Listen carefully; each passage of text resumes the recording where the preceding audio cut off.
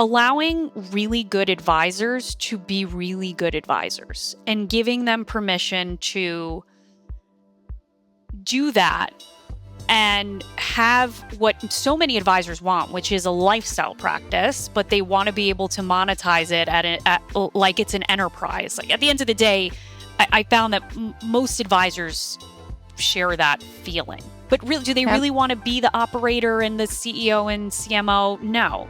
Do they want to feel like that and be able to benefit as if they are that? Yes. And so I wanted to build a model that created as much capacity for advisors as possible and added a coaching element that really helped advisors fill all that capacity with the activities that bring them joy and fulfillment. That's it at its core. Hi, everyone, and welcome to the Don't Do That podcast. I am your host, Kelly Waltrich, and with me today, I have Penny Phillips from Journey Strategic Wealth. Hi, Penny. Hi, Kelly. How you doing, girl? I'm doing. A lot going on here in New York. Oh, my goodness, guys. Everybody listening, you need to know that Penny is fresh off of having a sweet new baby in her life and is just in the last couple of days stepping full force back into her business after that. And so she's got a lot. To say you have a lot going on is an understatement. It's craziness. It's new levels of multitasking and stress and all the things, but she's so delicious. She's 3 months. She's adorable. And it's just, it was hard at first. Awesome. I've been open about that, but it's getting better, which is amazing.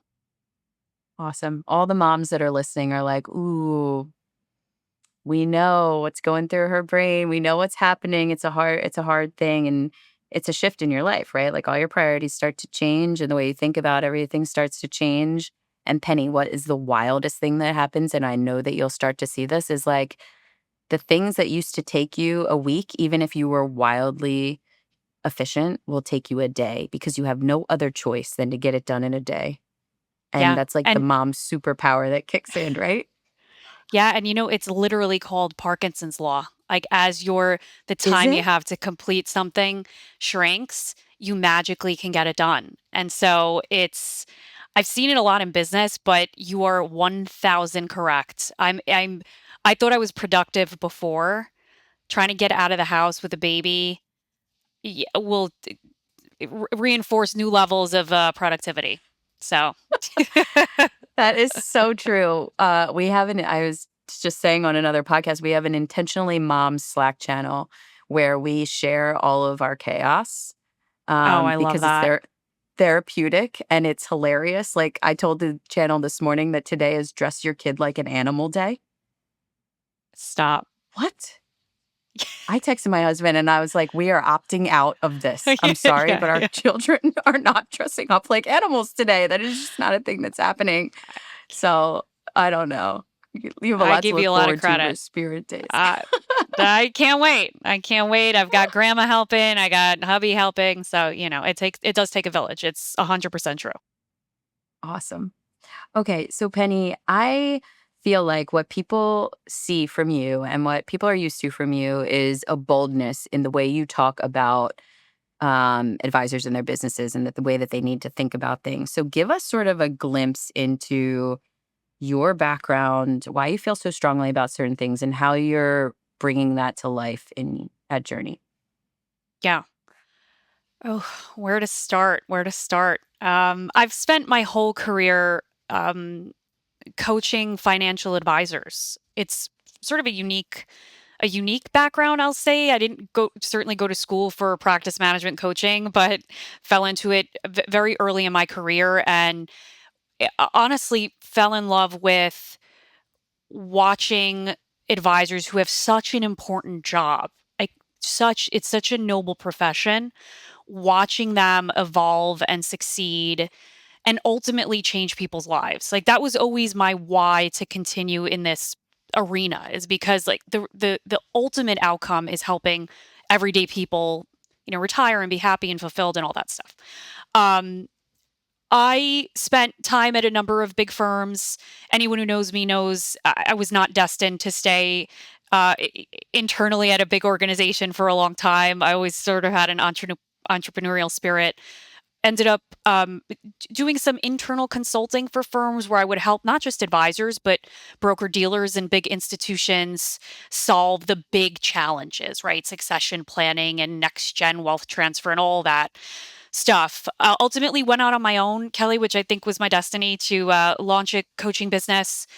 And that was a career changing and life changing for me because now it was just me and my team working one on one with advisors. And a couple years ago, what I realized was that the industry had shifted away from being, and I talk about this a lot, advisor centric and client centric to being M&A centric or acquisition centric. And we had started to shift away in the RIA space from what advisors and clients really wanted. And that sort of bugged me. And over, I was hearing from advisors like, we're transitioning to a new firm, we're at a new firm, we're not happy. And what I was hearing was they felt as if the industry was missing the mark on the model that they wanted. And the model that they wanted was a model that gave them sort of the best of all worlds. And I had this moment where I said, why shouldn't they get the best of all worlds? Like, these are such important people that we need to help and support and protect. What if I just build a model that melds together all of the different things I'm hearing advisors want? Was that naive to think that I could just quickly do that? Sure. But did I have a real passion for responding to this call? Yes. And that has shaped a lot of the work I've done, obviously, over the last couple years building Journey with my partners, and it dictates all the content and stuff that I put out there. For sure. Okay, so just as early as I think this morning, I saw a post that you put out about the interesting way that the landscape is shifting in terms of the models. And I have been feeling that, and a lot of people are talking about it, and we're trying to figure out, like, okay, so what does the right model look like? So tell everybody about that post and how it originated and your thought process. Yeah, it's all my. I don't pre-plan any of my content. I don't. I just stuff that is happening real time, conversations that I'm having. The post was about the great irony in our industry right now, which is that and when I say we, it's, the independent space. We have been talking about succession planning and wealth transfer for as long as I've been in the business, 16 years. We've been trying to solve for it, workshops and webinars and initiatives internally at firms. And we've been telling advisors, go out on your own, free yourself from the big firm, build it yourself. You'll be able to evolve with the client better. You'll build succession planning yourself, only to find that the only way to actually solve for the big challenges is for all these independent firms to actually roll up to larger firms with bigger resources that are private equity backed. And like, it almost feels like the thing we have been fighting against is now the thing that we have to embrace because it is the real solution. And so I'm challenging everybody, advisors, myself, to think about how can we how can we sort of reconcile that and feel comfortable with that and really embrace the obvious solutions that are here as much as maybe we didn't want it to be this solution. Yes. I think you're spot on. I think about that a lot. I think a lot of people are thinking about that. I think that I guess it's a matter of what things can we leave behind from the model that Yes. everybody was trying to escape, and what things can we add in that everybody was running towards, so that it's like kind of a best of both worlds. Like, is that possible? Is that possible? Do you think it's possible? I didn't a few years ago, to be honest with you. I am more hopeful now. And actually, I should have ended the post with this. And I'll go back in and edit sometimes as I think of new stuff to add. So many of the folks that are going to be and are leading these bigger now bigger organizations actually started really small. They were the independent advisor that was doing it themselves and building. And some of those folks happen to be really good business operators, and it eventually got to a place where now they're running a big organization and they've taken on, you know, investors and the like.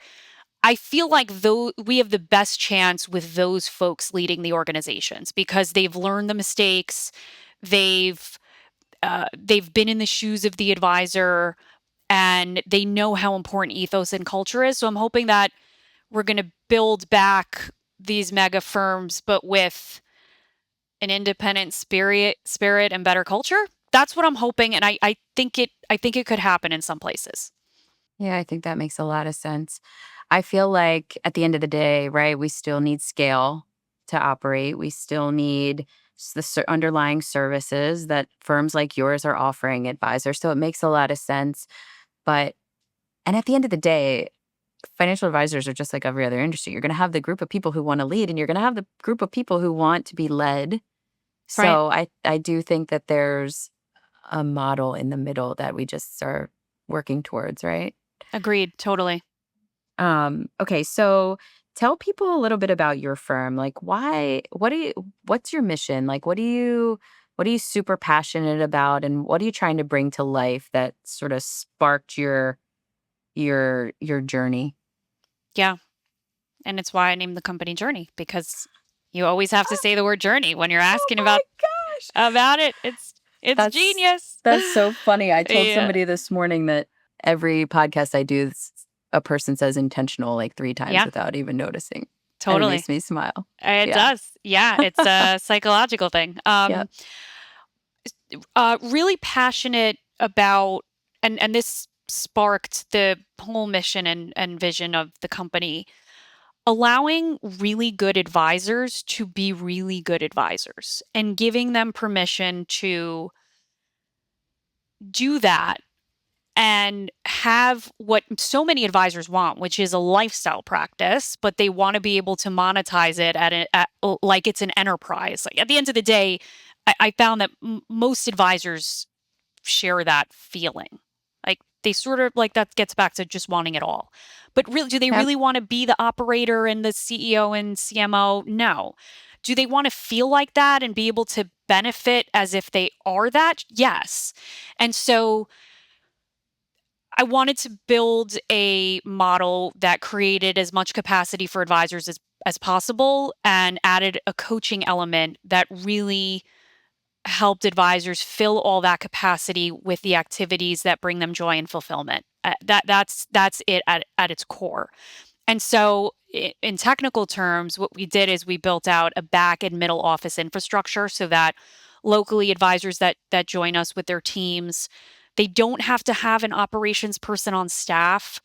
That is usually a that's a tough role to manage long term operations in its entirety. Investment ops, comply, all those things take up the most time for advisors. Like Yep. if you really look at how their time breaks down, their time and their team's time. And so what we said is if we could take all of that away and create real capacity, repurpose operations people to being, client relationship managers and revenue retainers, then we'll have a much more efficiently operating practice.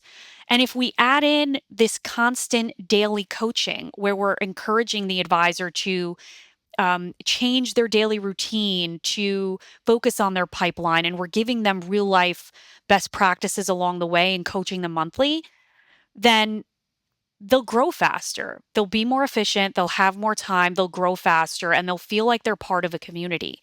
And so that's what we're building. And it's a unique little model. And I think that it's certainly not for everybody, but I think there's a subset of advisors, that Gen X advisor that maybe doesn't want to build alone, but isn't totally ready to give up all the control. It's a model that fits that advisor. Okay. I love it. So you have a little girl. Like, what are you telling her when she's a little bit older about this industry? Like, do you want her in financial services? What do you feel? Like, what lessons are you going to pass on I don't know as if you're going to like this answer. as the eyebrow goes up? I don't know if you're going to like this. I don't know. And Yeah. that's the honest truth. And I'll say I've thought a lot about this knowing that I was having a girl. Yeah. And again, I'm almost like nervous to share this because Say I think it. people I will say People like probably are people feeling be it. disappointed in me, but I the answer originally was like no, I don't. Would it be great if she was a CFP advisor on a team and you know not having to deal with a whole lot of BS and just doing good work? Yes. Would I recommend she do what I'm trying to do? No. Um, yeah. And that's and then a part of me is like, well, maybe she will have the guts to do it and I should support that. But it's just been such a wild experience trying to build something and being at this level now that it's really hard and it's not Hey, easy and a lot of the stereotypes and all that stuff that you hear is actually true and I don't think I ever realized that until I got to this level. yeah. I mean, I can totally back you up on that. And it's not to say that I wouldn't tell my daughter to join this industry, but I would be really there are hurdles, right? Yeah. And I did a podcast for someone else the other day and they asked me a similar question and I think and this is changing now a little bit, but I think very early in my career and up until probably I left Orion, like I always felt like I had to be much tougher than I actually wanted to be. Yeah. And it felt unnatural, but it was how you stay alive in this industry as a woman, especially as a young woman, as a strong woman, as a smart woman. And so there are parts of that that I look back on and I'm like, I don't know. I don't know Yeah. either. It's a tough I one.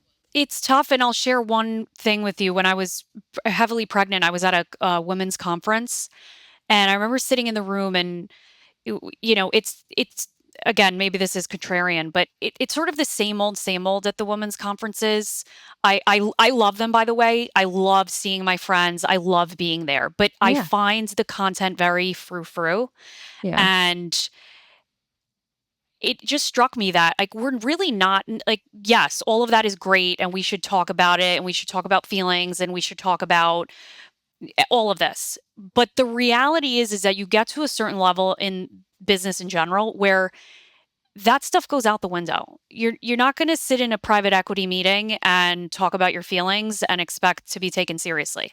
Is that wrong? Perhaps, but that's the reality. And so Yep. we just don't do a good job preparing women for the big stuff, the fighting for equity, the negotiating. We don't have any support around that, and we just stick to the really soft stuff, and it doesn't serve. It's the reason we don't have, I believe, many women in executive positions. Yep. I think that's spot on. I think that's and I feel like the figuring out yourself is like it's a wild ride. It's a wild ride. It's insane. I don't know. Yeah. Yeah, I that's my next post, by the way. So thank you for that. teeing you right up. All right. Yeah. Okay, so on a positive note, I mean, listen, we have to that's why I started this podcast. I want people to be real and I appreciate Yeah. you being real because it is not all rainbows and butterflies, No, nor it's should it not. be. And running your own firm is insane. It is insane. Yeah. It doesn't matter who you are, matter what level you're at. There is an inflection point in which you go from small firm to badass, and that middle part is just hard. It is for everyone. That's So right. you're lying, listeners, if you say it isn't. I don't believe you. Um, so the premise of this podcast is what are we not doing today? We learn better from our mistakes, and we all have a million of them. So that's what makes this fun. So Penny, what are we not doing today? Gosh, so many things. Oh man, so many things. But the one that sticks out for me the most is don't listen to too many people. I mean, sometimes I say don't listen to anyone. And I have said that, I've posted it, but I'll Yeah, say don't listen to too many people because you got to listen to some people sometimes. But that's my don't do. And it's a really, really important one. yeah. Okay, so tell us more. Like what are we not listening to? What are we closing our ears to? Opinions, perspectives, thoughts. One thing I've learned, and this is true personally, professionally, it's true at the enterprise level, at the individual advisor level, as a mom, as a dad, whatever. It is almost impossible to develop your own instinct, judgment, and overcome imposter syndrome totally, which I don't think you ever can, if you are basing your own decisions, confidence, and your own opinions on what others are saying to you. In other words, if you are somebody that cannot make a decision or have a conviction or an opinion without polling five different people in your life, collecting all that information, and then going with the one that doesn't disappoint those people, that is a recipe for, I won't say failure, but continued anxiety, and you will never step fully into your own power or even discover what you're capable of. So it also I've learned raising a child. I found very early on, and one thing that shocked me about having a baby, as somebody who is so type A and I had no idea what the F I was doing. And I No didn't one take it. does. I had no idea. I had zero confidence. I was filled with self doubt and guilt about that. And I just was like, I need to rely on everybody else. I don't have the ability to figure this out myself at all. I didn't trust myself. And what happens? I start hearing from, my parents and my in laws and friends and cousins and, colleagues. And all of a sudden, it made me feel even worse. And so it's happens in business as well. So I would say don't listen to people. As a coach, someone who like me who's trained as a coach, I believe that every single person has an innate genius. They're human beings that have superpowers that can and will be uncovered over the course of their life. But that is a something that can only happen if you trust yourself. And so don't listen to people when they're telling you what to do is the don't do. I Especially when love you're it. building a business, by the way. If you have conviction and a why and a belief and you see something that others don't, do not listen to people when they tell you your model doesn't make sense. I don't care who they are. I love it. It is so easy to get lost in all the noise. And I was telling Penny before we got on this podcast that this is sort of why I started this podcast, because like there are bajillion podcasts out there that like you should be doing it this way, you should be doing it this way. And I'm like, I don't care. I don't want to know exactly what I should be doing. Let's talk about how we screwed things up and not do that again. Right.